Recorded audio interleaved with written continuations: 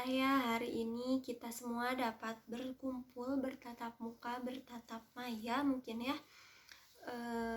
pada kelas bimbingan dan konseling dengan ibu. Nah, sebelum kita mulai ke materi, alangkah baiknya kita membaca doa sesuai agama dan kepercayaan masing-masing. Nah, baca doa dimulai.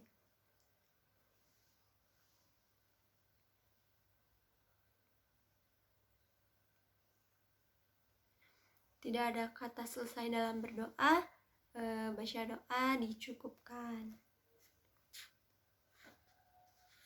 Nah, seperti yang sudah ibu ucapkan atau ibu katakan pada minggu sebelumnya, minggu ini atau tepatnya hari ini kita akan mempelajari tentang persepsi diri atau persepsi manusia, seperti itu ya. Nah, sebelumnya ibu ingin bertanya, apakah Akang dan Teteh di kelas ini setelah mengetahui apa yang dimaksud dengan persepsi? Oke, ibu sedikit jelaskan ya teman-teman. Nah, persepsi adalah proses di mana seseorang mampu atau dapat mengorganisasi dan menginterpretasi sesuatu yang mereka rasakan, yang bertujuan untuk mengartikan keadaan lingkungan mereka. Kemudian ada pula yang mengatakan bahwa persepsi adalah kemampuan dalam menangkap rangsangan dari lingkungan melalui indera kemudian memprosesnya. Atau dengan kata lain, persepsi adalah respon dari indera yang kita miliki.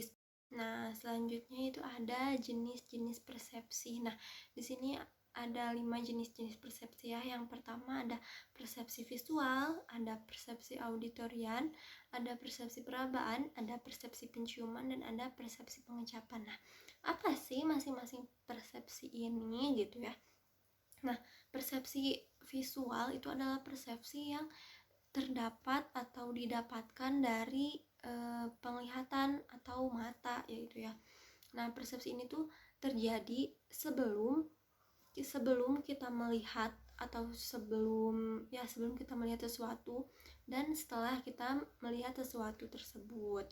Nah, kemudian ada persepsi auditorian. Nah, persepsi auditorian adalah persepsi dari indera pendengaran, seperti itu. Nah, mungkin dari sebelum kita mendengar dan setelah kita mendengar, seperti itu ya. Kemudian ada persepsi perabaan. Nah, perabaan ini merupakan persepsi yang didapatkan atau dapat dirasakan melalui perabaan. Nah, indera perabaan kita itu apa? Nah, indera perabaan kita itu adalah kulit. Jadi, persepsi ini terjadi ketika kita meraba sesuatu dan sebelum kita meraba sesuatu, seperti itu. Yang keempat ada persepsi penciuman, yaitu persepsi yang didapatkan dari indera penciuman atau hidung. Kemudian ada persepsi pengecapan yang merupakan persepsi yang didapatkan dari indera pengecap atau lidah. Mungkin dari sebelum kita merasakan sesuatu di lidah kita dan setelah kita merasakan sesuatu di lidah kita, seperti itu.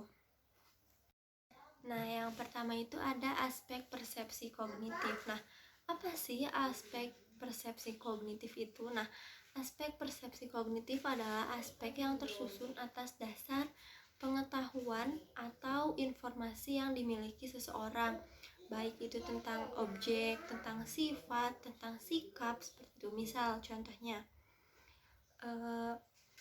teman-teman sudah tahu bulat itu berbentuk lingkaran atau bulat itu tidak ada sisinya, seperti itu. Nah, maka setiap teman-teman melihat yang berbentuk seperti itu yang tidak ada sisinya, teman-teman dapat berpersepsi atau dapat memiliki persepsi seperti itu, memiliki pendapat bahwa itu adalah lingkaran atau itu adalah bentuk lingkaran, seperti itu. Nah, yang kedua itu aspek persepsi afektif. Aspek persepsi afektif ini merupakan aspek yang berhubungan dengan rasa senang dan tidak senang, jadi bersifat valuatif, seperti itu. Misalnya, teman-teman tidak menyukai durian. Nah, maka teman-teman tuh memiliki hubungan atau memiliki rasa tidak senang terhadap buah tersebut, dan akan seterusnya seperti itu mungkin. Nah, yang ketiga itu ada aspek persepsi konatif. Nah, aspek ini adalah kesiapan seseorang untuk bertingkah laku yang berhubungan dengan objek sikapnya. Komponen ini atau aspek persepsi ini berhubungan erat dengan motif dan tujuan. Nah, selanjutnya itu ada dampak dari persepsi. Sebenarnya dampak dari persepsi ini ada dua ya.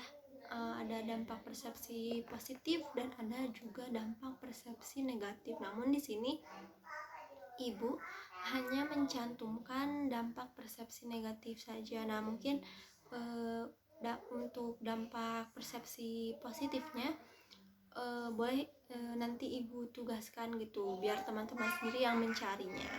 Nah, dampak persepsi negatif yang pertama itu ada sulit mengapresiasi orang lain dan lebih mudah melihat kesalahan orang lain. Kayak misalnya, karena persepsi ini dipengaruhi oleh pikiran seperti itu ya, maka kita akan sulit mengapresiasi seseorang jika kita memiliki persepsi negatif tentang orang tersebut. Misalkan kita tidak suka dengan salah seorang teman kita di kelas yang berperingkat tinggi seperti itu ya, orang yang pintar di kelas. Nah, persepsi kita itu tidak baik, tidak bagus atau negatif ke orang tersebut. Nah, maka kita akan sulit mengapresiasi orang tersebut dan lebih mudah melihat kesalahan orang lain seperti itu. Nah, yang kedua yaitu ada membuat orang serba salah dan selalu berada di posisi yang salah. Mirip ya sama yang tadi, karena tidak suka dengan orang lain, jadi kita tuh menganggap orang lain itu salah, tetapi orang lain tersebut tuh tidak salah sebenarnya. Jadi orang lain tuh serba salah, ini tuh salah tidak ya, seperti itu. Nah, yang ketiga itu ada tidak memberdayakan potensi atau kekuatan orang serta tidak dapat berkolaborasi dengan tim. Nah, contoh ini tuh masih nyambung kayak yang pertama tadi. Karena kita memiliki persepsi yang buruk tentang seseorang, maka saat kita di satu kelompokan atau di satu tim kan dengan orang tersebut, maka kita tuh akan sulit berkolaborasi dengan orang tersebut, dan jadi kita nggak bisa kolaborasi bareng-bareng seperti itu ya, dan sulit mencapai tujuan bersama nantinya seperti itu. Nah, baik, setelah Ibu memaparkan tentang dampak negatif, kayaknya cukup berbahaya gitu ya, cukup kayak mengerikan, menakutkan gitu, sampai kita tidak bisa bekerja sama dengan orang lain. Nah, lalu mungkin muncul pertanyaan, bagaimana cara mengatasi persepsi yang negatif? Nah, karena persepsi ini dipengaruhi atau diproses melalui pikiran, maka kita harus mengubah pola pikir kita seperti itu. Misalnya, jika kita berpikir bahwa tidak bisa, maka pikiran kita atau otak kita akan mencari segala sesuatu tentang ketidakbisaan, sehingga benar-benar kita menjadi tidak mampu.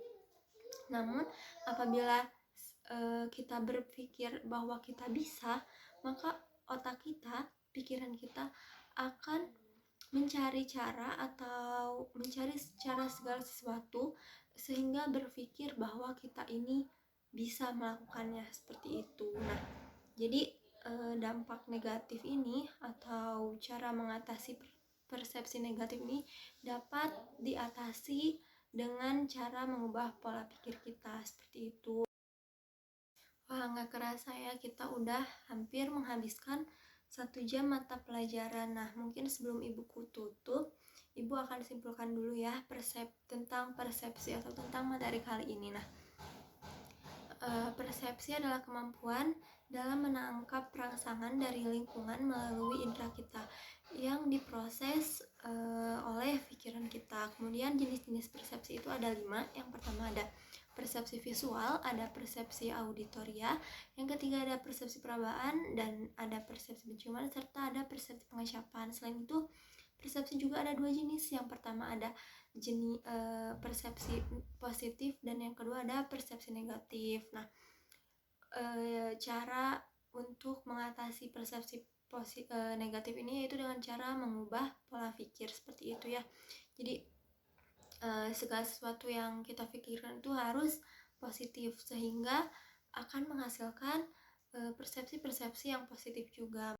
Pertemuan kali ini mungkin dicukupkan sampai di sini. Kita tutup dengan membaca hamdalah bersama-sama. Alhamdulillahirabbil alamin. Sampai ketemu lagi di minggu depan, di pertemuan depan dengan Ibu. Wabillahi taufiq wal hidayah. Wassalamualaikum warahmatullahi wabarakatuh.